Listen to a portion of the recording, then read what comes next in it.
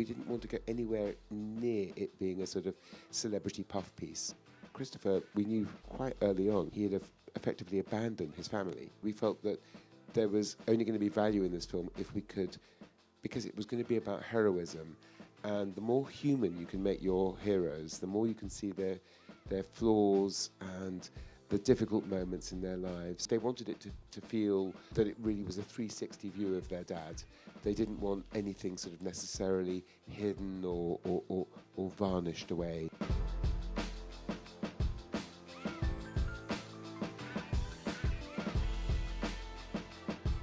First question in any of these conversations that we all see at Film Independent is the obvious one, but in this case, it's a loaded question.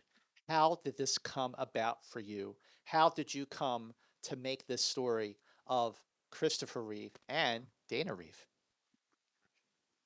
So we actually got approached. The original story starts with an archive producer, a UK-based archive producer called Daniel Kilroy, who actually reached out to Matthew Reeve through LinkedIn, of all places. So keep up you checking your inbox or reach out people. There's always chances of something to happen. And you never know what's going to be in there. Never know. And there was a time where the three, Will, Al, and Matt, were selling their family home, and they had all this wealth of archive, and they were thinking, maybe now it's a time that we should be talking about it. They had been approached over the years for probably almost 15 years, mostly for fiction films, and that was a no-go for them. So Daniel is a lovely guy and is super smart, and the way he kind of talked to them, they were kind of open to the idea of potentially make a film about their fathers. They wanted to bring back, to make sure that new generation would know what he had achieved, and to remind generation that might have grown up with him what he had done. And it was just the right time. They were settled in their own life. And then what happened is Daniel looked around and shopped it around in a little bit for production companies in the UK and got Passion Pictures involved, and then he got us involved. Well, I mean, listen, this is a film where you have to absolutely earn the trust of the family. I mean, you're sharing journals, you're sharing home movies and photos, and how did you establish that trust? Well, I mean, the first thing to say is that when it was presented to us as a possibility, I think we both said to each other, it's almost like the two previous films we'd made as a partnership were almost like a preparation for this. We both knew and loved elements of the story. We didn't know a fraction of it, though, we soon realized. But we just kind of thought, we have to make this film. And so, we were immediately open to meeting the kids and talking to them, and we had a number of conversations on Zoom and then in person as well. And it really helped that they loved the two films that I just referred to, McQueen, about the fashion designer Alexander McQueen, and also Rising Phoenix, which is about the Paralympic movement, and therefore was also very much concerned with issues around disability. So we got on extremely well from the beginning. A couple of things that we said resonated with them. One was that from the get-go, we didn't want to make a chronological, episodic biopic that would be very linear and take you effectively from cradle to grave. That was one thing. And the second thing is that we didn't want to go anywhere near it being a sort of celebrity puff piece. We felt that there was only going to be value in this film if we could, because it was going to be about heroism. And the more human you can make your heroes, the more you can see their flaws and the difficult moments in their lives and their doubts and, frustrations, the more you can see all of that. And also, Christopher, we knew quite early on, we realized he had effectively abandoned his family in England. They just watched the film, Peter. Yeah. He tends to read. I haven't seen it recently, so I'm just trying to remember what happened. But anyway, so and they were very open to doing that. They wanted to sort of they wanted it to feel that it really was a 360 view of their dad.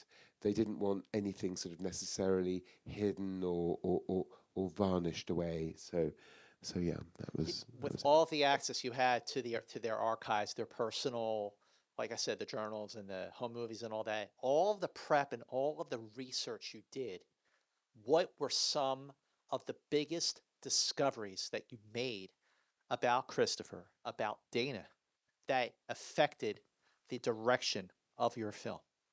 I mean, you've mentioned the name of the person. The main discovery and the main sort of character that came out as being so important for Chris and for the story, for the family, and for the foundation was Dana Reeve. Yeah. So I think that's the main potential element where we needed to carve our own story. The way we craft our films, we think about all our characters or all the people we interview, all the contributors as characters in a movie if we were doing fiction. So we needed to make sure that she's part enough at the early stage of the film, even if you lose her from time to time, especially when you go back in the Superman years, because she wasn't part of the Superman years. And that's where Gay Exton, Matt and Alexandra's mother. they've just seen the film. That's true. Shall we just go? That's okay. Yeah, I think Dana was the main thing. So what struck me, so many things really did strike me. And when the movie premiered at Sundance, it was like a Sunday morning, and I had done a midnight screening, so I was like totally out of it. But the movie really just was so uplifting, particularly because that of Alexandra and Matthew and Will, they were so well spoken and so uplifting in their interviews that that set the tone for the film, really. But I'm curious, while you were doing the interviews with them, did you feel like that they were warming up to the point that they were giving you like really good interviews that really got to the heart of their relationships? Like 1,000%. I mean, the thing is that they didn't talk very much with each other, and they weren't present at each other's interviews. But I think that they absolutely had made a mutual pact that they were not going to leave anything on the floor, that they were going to really sort of be prepared in themselves, not prepared in terms of thinking, what am I going to say, but prepared to reveal everything that they wanted to say about their father, and some things maybe they weren't expecting to say. So they came in, and by the point that we did the interviews, I think it's fair to say we'd sort of become very friendly with them, and we'd had a lot of conversations, and so they were ready between the three of them, and ready and open to us as well. But I think what was really spine tingling for us is, as you said, these are the most eloquent, poised people you can imagine, and to see quite quickly in the interviews, to see them kind of becoming much rawer, and much more emotional, was a shock. Was almost a shock, actually, because you just didn't expect it from the way that they present themselves to us and to the world and so on. So it was, yeah, it was very powerful indeed. So like I'd ask you about all the materials you went through, looking for like maybe like a holy grail surprise that affected the direction of the film. What about during those interviews? Was there something that in particular the three of them might have said that affected the direction of the movie? Or was it the same thing, Dana? Yeah, I think it's nothing. It's not really what they said. It's exactly what Peter mentioned. The way they've really opened up, that suddenly we felt the movie wasn't a movie about Chris only. It was very much a movie about their family and the love there is in the family, and what do we do as a family when such a tragedy happened, and how you get together and how you band together. And then, as we were going through other elements of the story and talking to Chris's friends, which happen to be successful and famous actors themselves, Yeah, sure. but they're friends first, you realize that there's a sense of family with them as well. I'm sure you'll be asking a question about Robin or the other, so I'm not going to go there. But so suddenly, very much, the film became much more than just a film about a very successful, famous American actor. It was a much bigger, universal themes, which for us is love, family, and legacy. I would just add to that. I mean, the thing where we really sort of like felt wow, and there's a change of direction was when we met the three of them together for the first time in New York a couple of years ago. You know, we came out of the interview and we kind of like looked at each other and said, well, we probably don't need to interview anyone else if we could actually just make the film with the three of them. They are quite clearly, we're going to be looking at the story of Christopher through the lens of his children. Um, and the other thing that really struck us was that the three of them separately, they each have a very strong element, different element of Chris. You know, Matthew is the artist. He's very reflective and thoughtful. He's kind of like has doubts about himself and his artistic value as well, which was very much Christopher as well. We found out as we read all his journals and so on. He had this exterior of confidence, but there was a lot of inner questioning going on. And then with Alexandra, as Al herself says, I got the advocacy gene, and she works for a non-profit. She's a CEO of a non-profit in DC. Very busy at the moment because this non-profit is all about democracy and technology and kind of trying to preserve the right balance. Her job is probably going to get a lot harder now as well. And then you've got Will, who, you know, as Will says, I got the camera gene. You know, he's a performer. He sort of like loves being on camera. I mean, he's a journalist, but he loves the camera, and the camera loves him. And he's going to have a cameo role in James Gunn's new version of Superman as well. Oh, how cool is that? Well, it Very has to cool. be. It So has to yeah, be. so it's sort of like it wasn't just it was the fact that the three of them were so each had this bit of Christopher that really intrigued us, and we thought that they were really the perfect lens through which to tell the story. So when it came to, okay, you know, this in stages, I'm talking about the materials, I'm talking about the family. Now let's talk about some of those famous friends going close, Jeff Daniels, obviously Susan Sarandon, Whoopi Goldberg. Um, Same thing. They're all bringing different perspectives because they all knew him at different stages. So what were some of the big takeaways that you got from those interviews? I mean, for instance, for Glenn Close and Whoopi, we concentrate very much on Chris's first film after the accident, his first directing gig. We thought it was fascinating to have that. You know, we really wanted, when we crafted the narrative of the film, we wanted to start with the accident because the accident was something that most people knew, and we didn't want it to be the highlight of the film. We wanted to be just something where we start and we were going to finish where he's passing, and then we were going to flash back. But everything he did during those 9 years in the chair became very important to us. The activism, obviously, but we really, really loved the fact that he went back to work. And there's something very strong and powerful when he tells you, you know, I need to provide for my family. You know, they're there for me, but I need to step up and I need to still do my job, and I don't know how to do anything else. So I think that was something we really like. Obviously, they're very emotional about him, but that I still love. The film is a really good film, and you know, him stepping in the directing chair or wheeling into the directing chair and being, you know, there's not that many disabled people in the film industry in front of the camera or behind the camera, and he was a precursor for that as well. So speaking of which, so first of all, I mean the word Superman, after the accident, no one could have earned those words more than Christopher Reeve. The way that he rose to the occasion, the way that he provided for his family, the way that he directed, the way he kept going, but more importantly, the way that he broke ground for people with disabilities in the film industry. And I think that's something that never really occurred to me until I was watching the film. So, like, when did that occur to you that, wait a minute, he really kicked open a lot of doors for people with disabilities in the business?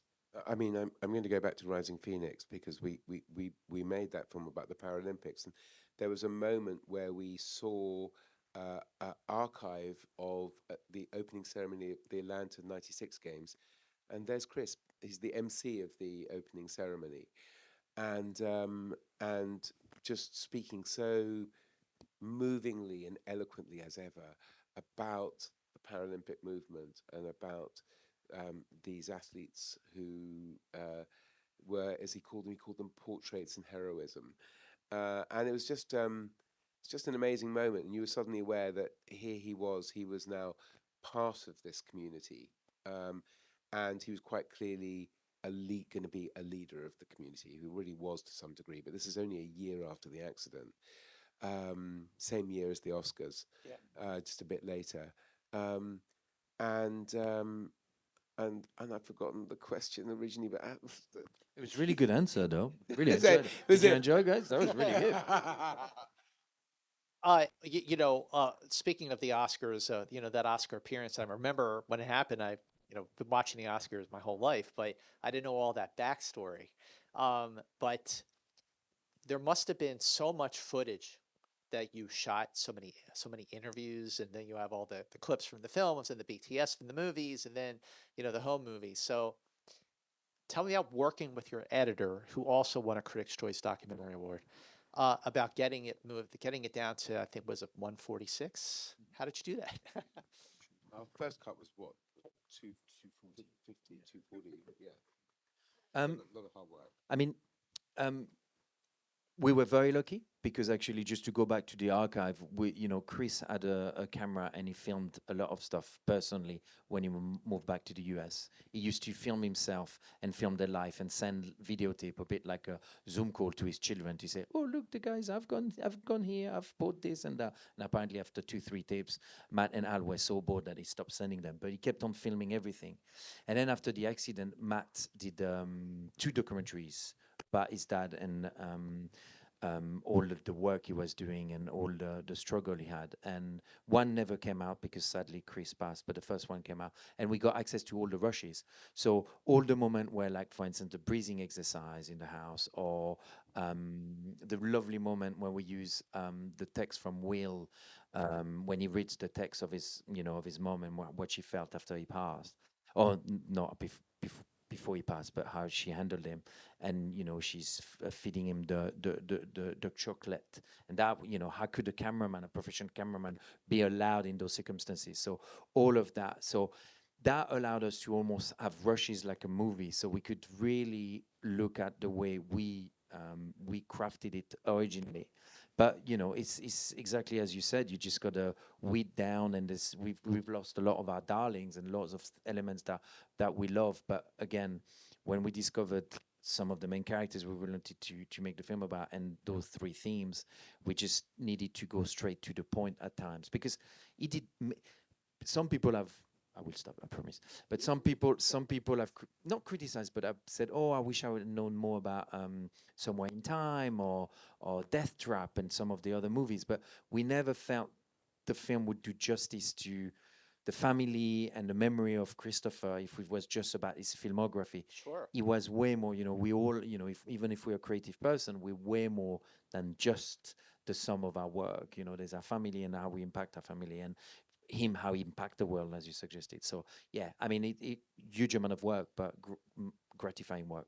Yeah, I gotta say, so a lot of the documentary filmmakers that I've interviewed, I mean, they're all independent movies. They always start as independent films. I always ask the question, like, what were your goals going into it? How did the goals change over the course of doing interviews, and certainly in post-production?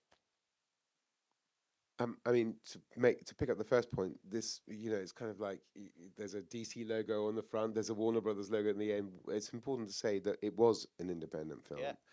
And That's why we're here. And oh yeah. Okay, so we actually just We're in the right place. We're in the right place, and we're not here under false pretenses, just so that you know. We actually had problems. I mean, the 2 of us thought this is a no-brainer to get this going, and we'll raise the finance easily, and we'll be away. And actually, it was really difficult, and difficult in part because right now, as I'm sure everyone in this room knows, it's a really tough time, a tough market. And even with the Superman IP potentially at the heart of the story and so on and so forth, people didn't want it. Oh, it's an old story, or oh, but yeah, we did Michael J. Fox last year, so sorry guys, and that sort of thing. So it was hard to sort of actually get it together, and finally we happened upon a production company called Words and Pictures in New York, um, and the founder of that company actually knew Will of old and was absolutely down for doing it, for financing it, and so we made it. And we always thought, well, it will be an indie. If it's an indie film, then we've got to try and get it to Sundance, and that happened. And then we kind of came out of the screening, and we had a kind of proper old school kind of bidding war immediately start up, and it was quite clear that Warners were not going to let it go. They said to us in our first Zoom with about 25 people on a tiny MacBook screen in a chalet that the sales agent Cinetic were in. They said, "This film isn't going anywhere else," and it sounded almost like a threat. I should also just say that we probably did take it as a threat because we had been terrified of Warners from day one. We kind of thought, are they going to license us the footage? And the process of licensing footage went on until like 2 weeks before Sundance. We thought we've got to get it locked off. They even refused us to use some of John Williams' music. And Ilan, who'd already recorded the music, our composer, he had to literally sort of like stitch together a new cue from what he'd already made, and actually which worked much better for the film than the Williams cue. I never thought I would say that, but anyway, that was the case. So that's the story, and again, I've kind of forgotten the other part of the Shall I question. answer the Yeah, question? you do the rest. Otherwise, they're going to get really sick of my voice. Well, I was going to say the music also is beautiful, and your composer won a Critics' Choice Documentary Award as well. I remember when before I saw the film at Sundance, I thought this is going to be a hard movie to watch. It's going to be sad, and it certainly is. But overall, the overpowering emotion that I had was one that was rousing, that one that was uplifting and life affirming. And I think that's a big takeaway. So, what were the challenges to maintain that tone? Because, not only are you dealing with the loss of Christopher, you're dealing with the loss of Dana as well. So, how did you make sure that the life affirming aspect of it really stayed first and foremost? I think simply because that's the true story of their life. Yeah. They both passed away, but Matt, Will, and Alexandra are alive and kicking, doing extremely well. And as Dr. Kirschblum says in the film, look at those children now and what they're doing. So I think that's what we always knew there will be a coda. And in all our films, despite there's tragedies and there's humor, there's intimacy, there's tenderness, we still want people to walk away with a sense of there's hope, there's something. That's some people ask us, how hard it is to work as a partnership, etc. But that is always Really hard. The part of the film. Go Sorry, ahead. just talk to me. Yeah. No, but it's just really the sense that it's amazing to see everyone here. I think you guys, we were a full room. That happens rarely, and the fact that there's a sort of sense. Hopefully, when you walk off, you might feel a little closer to the people around you, and exchange a few look and exchange a few things, because we share as human beings. We can have so many differences amongst ourselves, but emotions and wanting to survive and do well and move forward is a very common theme. Last question. When you're working on a movie and you've released it to the world, obviously it's out of your hands, and it's like, okay, what was that moment like for you at the premiere at Sundance when you released it to the world there? What did it mean to you, the reaction, and certainly what did it mean to their family? It was the most amazing screening, I think, it was. for both of us, that we'll probably ever experience, because, we're the first audience. In the edit, we're the first audience for the film. So there's Otto, our editor, the two of us, and we kind of check in with each other all the time. Is this work? Are we feeling what we should be feeling at any moment? is a laugh line working? Is a deeply emotional moment working? We constantly sort of like, and we have a rule that if we is slightly in disagreement, it's very democratic. So 2 against 1 wins, whether it's the director and the editor against the other director, or the 2 directors against the editor, or whatever. That's just how we work. And you know, the thing is that when we went to Sundance, we knew it worked for us, but we hadn't projected it for anyone else at that point, apart from people obviously who were part of the family of filmmakers. Um, and so it's like terrifying, 10 o'clock on a Sunday morning in the snow. Is anyone Yeah. actually going to turn up? Because most people have been partying or at the midnight screening Movies, or yeah. whatever. Um, and so the first thing was that people did turn up. People were being turned away, and all of, as happens at most Sundance premieres.